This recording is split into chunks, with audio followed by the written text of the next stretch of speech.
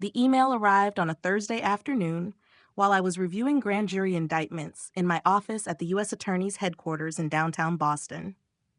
Sarah, your sister Melissa is co-chairing the Children's Hospital Gala on Saturday with Amanda Richardson, Congressman Richardson's wife. This is a crucial networking event for Melissa's interior design business. Elite clients will be there. You are not to attend. Your presence would be embarrassing given your situation. Melissa has worked too hard to have you ruin this for her. My situation? That was how my mother described it after I left Morrison and Price, one of Boston's most prestigious corporate law firms. 3 years earlier, I had been on the partner track, a corner office within reach, earning $320,000 a year. I walked away to become an assistant U.S. attorney, earning $147,000 to prosecute federal crimes. You're throwing away your career, my mother had said. For work that matters, I replied. She hung up. My younger sister Melissa was pleased. With me no longer in the spotlight, she could finally stand out. She built a boutique interior design firm serving Boston's elite. She worked charity galas, joined the right clubs, married Connor Walsh, a hedge fund manager. They lived in Beacon Hill and vacationed in the Hamptons. They were exactly what our family admired. I lived in a modest condo in Cambridge, worked 70-hour weeks prosecuting organized crime, corruption, and financial fraud, and had a security detail due to death threats from multiple criminal organizations. My mother called it wasting my life. I deleted the email and returned to the RICO case on my desk.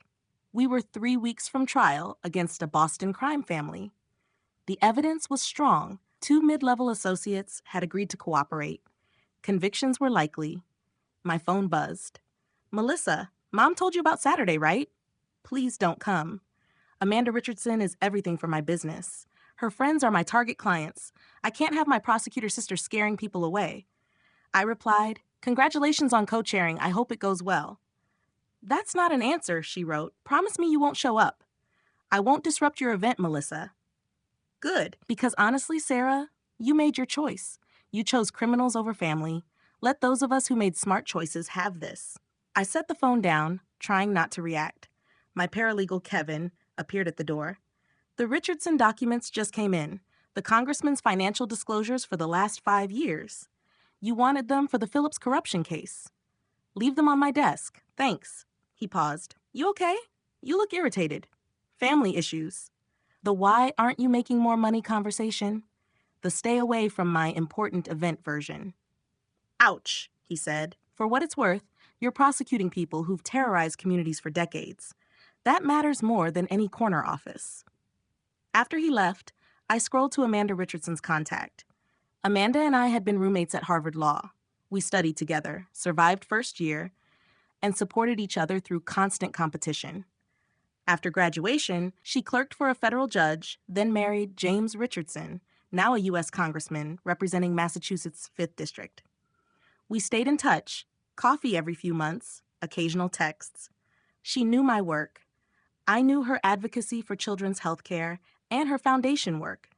My family never knew we were friends. They never asked about law school or my life after it. They were too focused on being disappointed that I chose Harvard over Yale, where my father's college roommate sat on the board. I opened Amanda's message from 2 weeks earlier. Lunch soon. I miss you. Also, random question, are you related to Melissa Chin? She's co-chairing the hospital gala with me. I had replied, yes, my younger sister. How's that going? She's enthusiastic, talks a lot about connections and networking. Very different energy from you. Yes, I wrote, we're very different. She responded, you should come to the gala. I'd love to catch up, and it's for a good cause. I'll think about it, I said. Now, reading my mother's email and Melissa's messages, I made a decision. Is the invitation still open for Saturday? I texted Amanda. Absolutely, I'll add you to the VIP list. I'm so glad you're coming. She followed up. One question. Does your family know we're friends? No, I replied. Melissa has never mentioned you except to say you work in law enforcement. Why? Long story. See you Saturday. Growing up, I was the golden child until I wasn't. Valedictorian. Harvard Law. A federal clerkship with Judge Patricia Morrison of the First Circuit, one of the most respected judges in the country. Then I made my mistake. Instead of joining Morrison and Price, where my father arranged interviews, I accepted a position with the U.S. Attorney's Office. "You're turning down $320,000 to make $90,000? My mother asked. "To prosecute people who harm communities," I said. "That's naive," she replied. Melissa, fresh out of design school, smiled. For the first time, she wasn't in my shadow. Over the next 3 years, I built a record. I prosecuted a state senator for corruption. I helped dismantle a human trafficking ring. I secured convictions against organized crime figures who had operated without consequence for decades. At 32, I was promoted to Senior Assistant U.S. Attorney. The U.S. Attorney recommended me for a future federal judgeship. None of this reached my family. They only knew I left the good job. They didn't know about the commendations, the national coverage, or that former peers now considered me one of the strongest prosecutors in New England. They never asked. Amanda knew. She texted after every major case, "I saw the news. You're impressive." When a threat required FBI protection, she called immediately. "Are you safe? What do you need?" That is what real support looked like. Friday evening, my phone rang. "Sarah, I'm excited you're coming tomorrow," Amanda said. "But I should warn you. Your sister has been telling people she's the successful Chin sibling with the important career. I don't think she understands what you actually do." "She knows I'm a prosecutor." "She told someone you work in local law enforcement. That's not the same as being a federal prosecutor with the U.S. Attorney's Office." I didn't correct her. Why not? I got tired of defending my choices. Amanda was silent. "You know James and I are hosting, right? If your family treats you poorly tomorrow, I won't tolerate it. You're my friend, and you're also one of the most accomplished lawyers I know." "Amanda, I'm serious. You clerked for Judge Morrison. You've prosecuted cases that shaped policy. The Attorney General mentioned you in a speech last month as an example of excellence in public service. I won't allow anyone to diminish that." After we hung up, I sat alone in my quiet apartment, questioning whether attending was a mistake. My boss, U.S. Attorney Richard Chin, no relation, had offered a different view when I mentioned the gala during our weekly briefing. "You should go," he said. "Amanda Richardson is a key advocate for issues we care about. Her husband sits on the House Judiciary Committee. These relationships matter."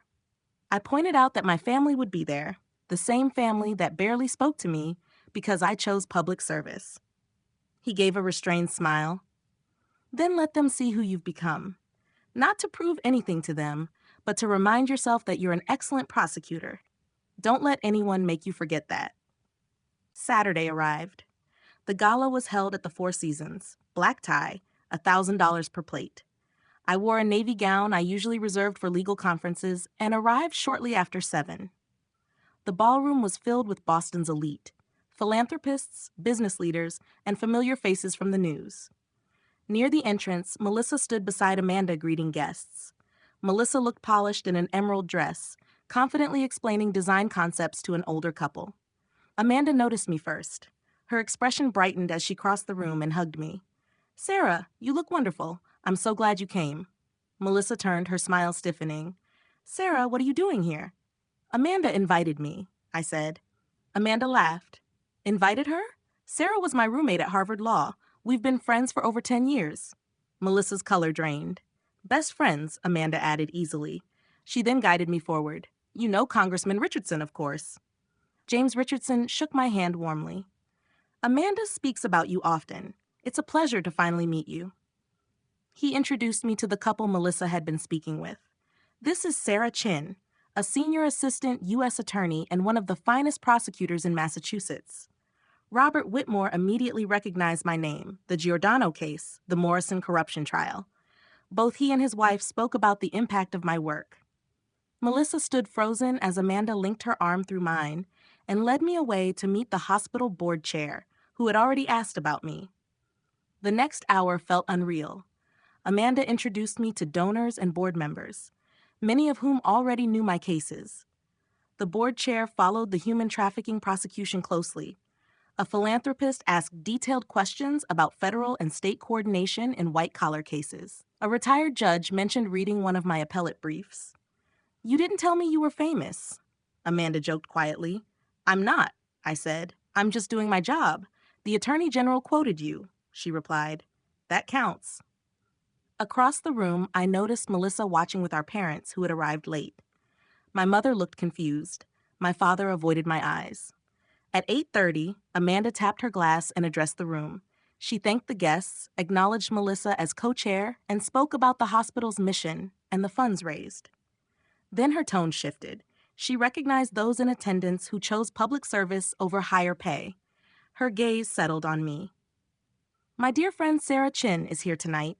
Sarah is a senior assistant U.S. attorney who prosecutes some of the most complex federal crimes in our state: organized crime, corruption, human trafficking, work that demands skill and courage. Sarah, would you please stand? I rose as the applause built, strong and sustained. Several guests stood, then many more. I saw my mother's face drain of color. My father stared at me in disbelief. Melissa looked close to tears.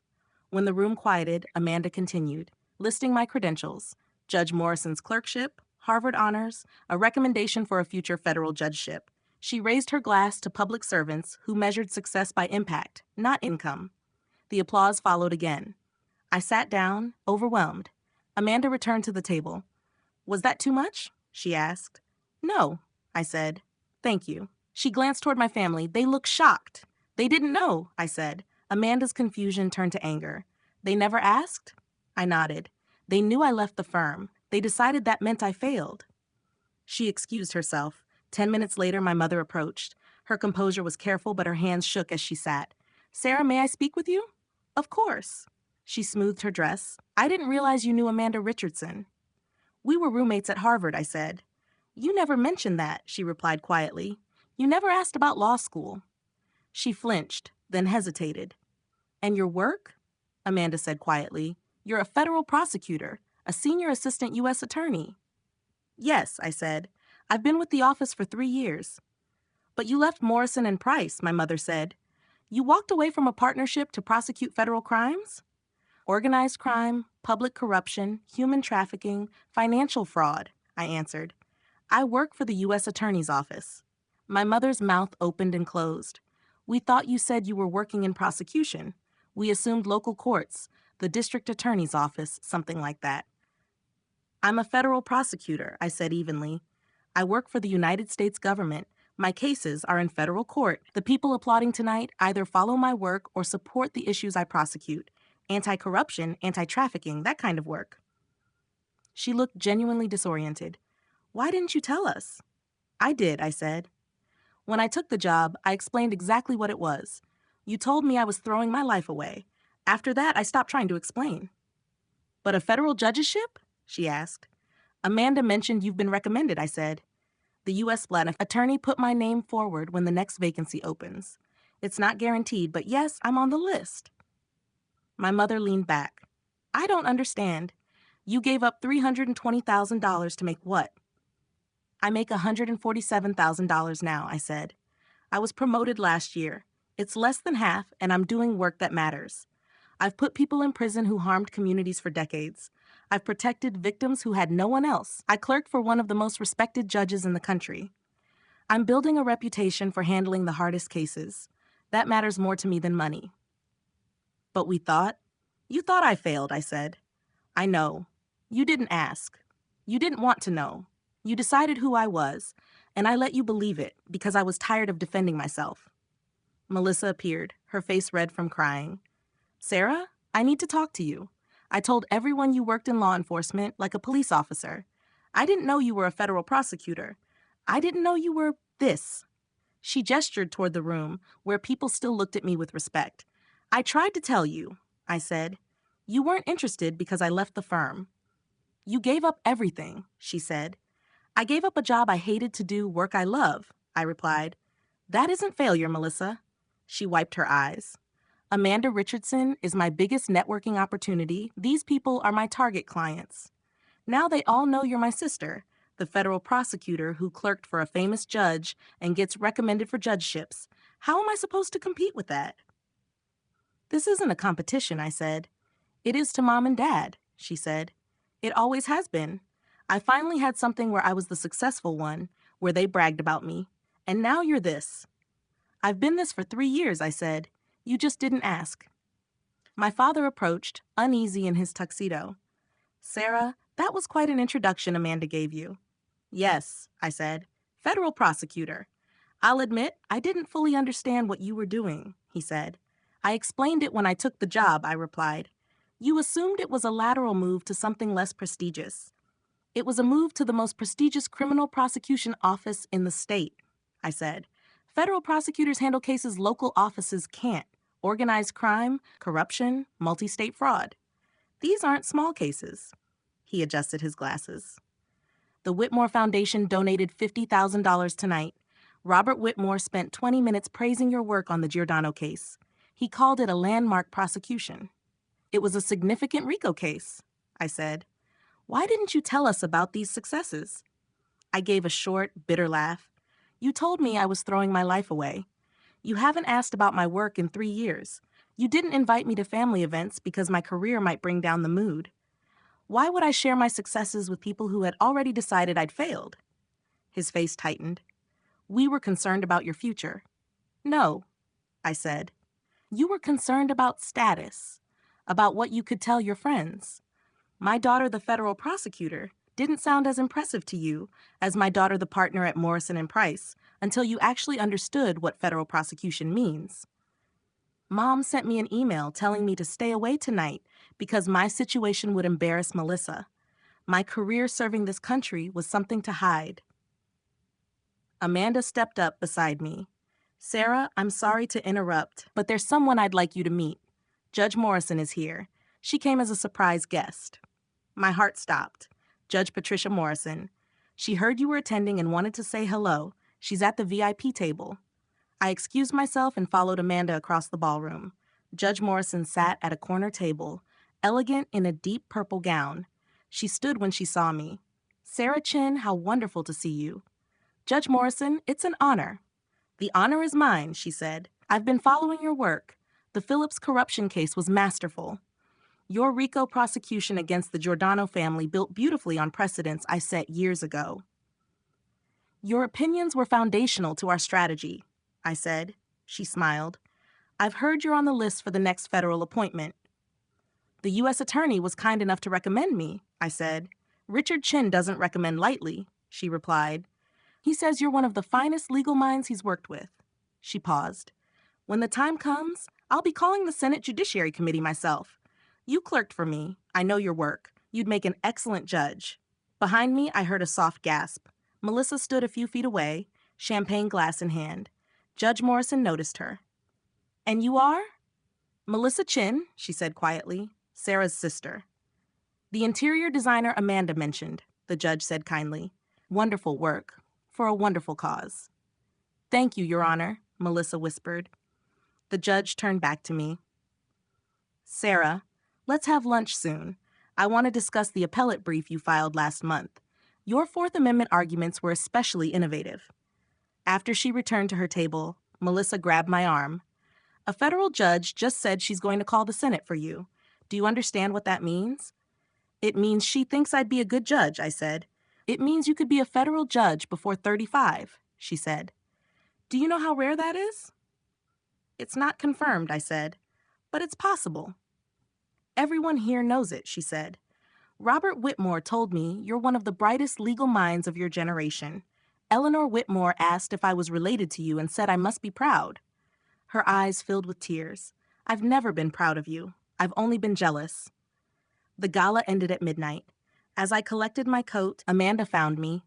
Leaving already? It's been a long night. I'm sorry if I put you on the spot earlier, she said. Your family was treating you like an embarrassment, and I couldn't stand it. You're not an embarrassment. You're extraordinary. Thank you for always having my back, I said.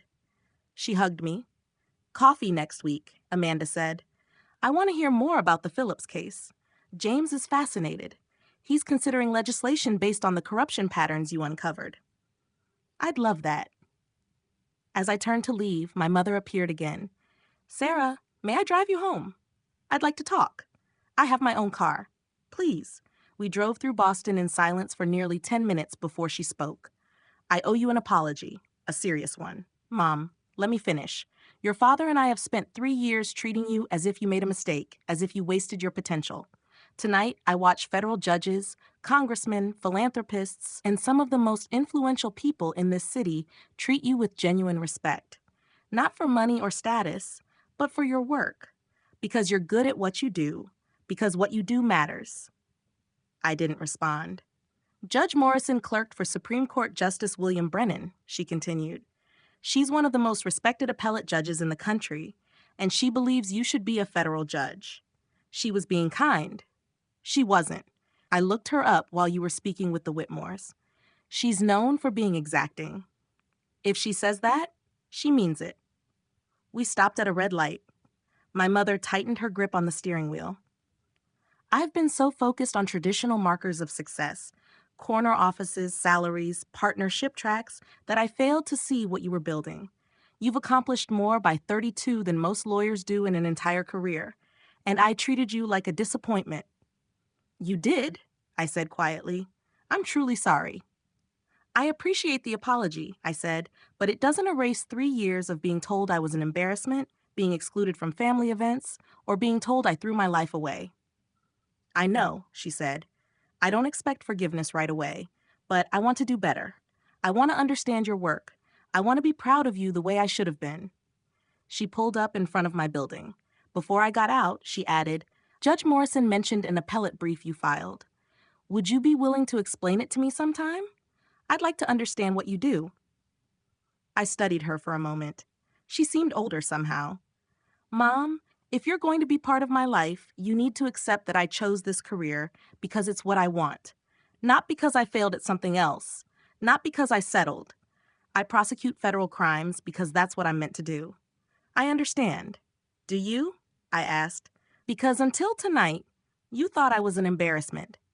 When the gala fades, will you still believe I made the right choice, or will you wish I'd taken the corporate job? She was quiet for a long moment. Tonight, I watched my daughter receive a standing ovation from some of the most powerful people in Boston. I watched a federal judge say she would recommend you for appointment. I watched the congressman's wife call you her best friend and introduce you as one of the finest prosecutors in the state. And I realized I've been measuring success with the wrong ruler. That sounds good, I said. But words are easy. 3 years of actions say otherwise. Then let me prove it through actions, she said. Starting now. I stepped out of the car, drained. Good night, Mom. Sarah, one more thing. Melissa is devastated. Not because you outshone her, though you did, but because she realized she's never really known you. None of us have. We were too busy judging your choices to ask who you actually are. No, I said. You didn't. Sunday morning, I woke to 15 missed calls and 43 texts. Melissa, I'm so sorry. Can we talk? I'm very proud of what you've accomplished. I should have said that years ago. Coffee this week? I want to hear about your work. Really hear about it.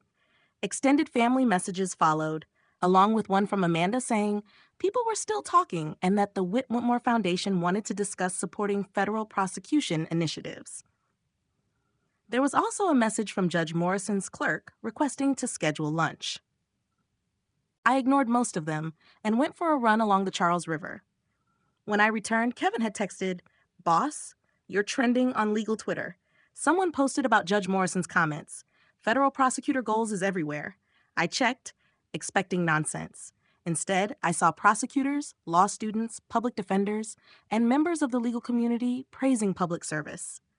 Posts called the recognition significant, described my cases as textbook examples, and said this was what ethical prosecution looked like. Even opposing counsel wrote that they respected my work and believed I'd make an excellent judge. My phone rang. It was U.S. Attorney Richard Chin. Sarah, I'm getting calls about last night. What happened? Amanda Richardson introduced me at a charity gala. It drew more attention than expected. He laughed.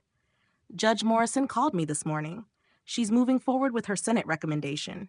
She said, and I quote, Sarah Chin is exactly the kind of prosecutor who should be on the bench. Smart, principled, and unafraid of hard cases. I don't know what to say. Say you'll accept if the appointment comes through. We need judges like you, people who chose this work because it matters. After we hung up, I sat quietly thinking. 3 years earlier, I had walked away from prestige and money to do work I believed in. My family called it failure. They dismissed me and treated me like an embarrassment. But I had built something real. I had changed lives, earned respect, and made a difference. That was success. On Monday, Melissa showed up at my office without warning. "The receptionist said you were in trial," she said, glancing around the plain government space. "Your paralegal said you had 15 minutes. What are you doing here?" "I came to apologize, in person." She sat down. "For 3 years, I thought I'd finally escaped your shadow. I thought I was the successful one. Then Saturday happened, and I realized I was never in your shadow. I just didn't know who you were." She took a breath. "You prosecute organized crime. You put mobsters in prison. You've had death threats serious enough for FBI protection. I saw the security outside this building. You're doing dangerous, important work. And I called you a failure because you didn't make the money I thought you should." "You were using different measures," I said. "I was using the wrong ones," she admitted. "Completely wrong." She wiped her eyes. "Judge Morrison sat beside me at dinner after you left. She told me about your work, about a human trafficking case where you helped rescue 17 women, about a corruption case that led to changes in state policy, about how you could have stayed at Morrison and Price and earned millions, but chose to serve instead." She said that. She said, "You are one of the clearest examples of what a law degree should be used for." And she asked whether I understood how rare it is to have a sibling who is genuinely changing the world. Melissa's voice cracked. I told her I didn't because I was too busy being jealous to notice. I didn't know how to respond. "Can we start over?" she asked. "Can I actually get to know my sister? The real one, not the failure I created in my head." "Maybe," I said carefully. "But I'm not going to defend my career anymore. I won't apologize for choosing public service. If you want to be part of my life, you have to accept that this is what I do." "I do?" she said. "I really do." Over the next 3 months, things changed gradually. My mother began asking about my cases. Not details because of confidentiality, but about the work itself, the challenges, and what it meant to prosecute federal crimes. She attended a public lecture I gave at Harvard Law on corruption prosecution. My father sent me an article about federal judicial appointments with a note that read, "Proud of you. I should have said this years ago." Melissa invited me for coffee every week. She asked about law school, my friendship with Amanda, and the career path I chose. She stopped comparing us. Judge Morrison and I met monthly for lunch. She mentored me on appellate strategy, judicial temperament, and the realities of serving on the bench. Amanda became even closer. We collaborated on criminal justice reform initiatives, and her husband introduced legislation based on corruption patterns I had identified. In March, a federal judgeship opened in the District of Massachusetts. The U.S. Attorney submitted my name. Judge Morrison contacted the Senate Judiciary Committee. Amanda's husband, now a ranking committee member, supported the nomination. In June, I was confirmed as a United States District Court judge at 33. The investiture ceremony took place on a Tuesday morning. The courthouse was full. My team from the U.S. Attorney's Office filled 3 rows. Colleagues, public defenders I had opposed, even defendants I had prosecuted fairly, all were there. Judge Morrison administered the oath to administer justice without respect to persons, to do equal right to the poor and the rich, and to faithfully and impartially perform the duties of a United States District Judge under the Constitution and laws of the United States. I said, "I do." My family sat in the front row. My mother cried. My father smiled with pride. Melissa wiped away tears. After the ceremony, during the reception, my mother pulled me aside. 3 years ago, I told you that you threw your life away, she said. I was wrong, completely wrong. You didn't lose anything. You built something extraordinary. I'm sorry it took me so long to see it. Thank you, Mom, I said. Your Honor, she corrected gently, smiling through tears. I have to call you that now. Amanda joined us, holding a glass of champagne.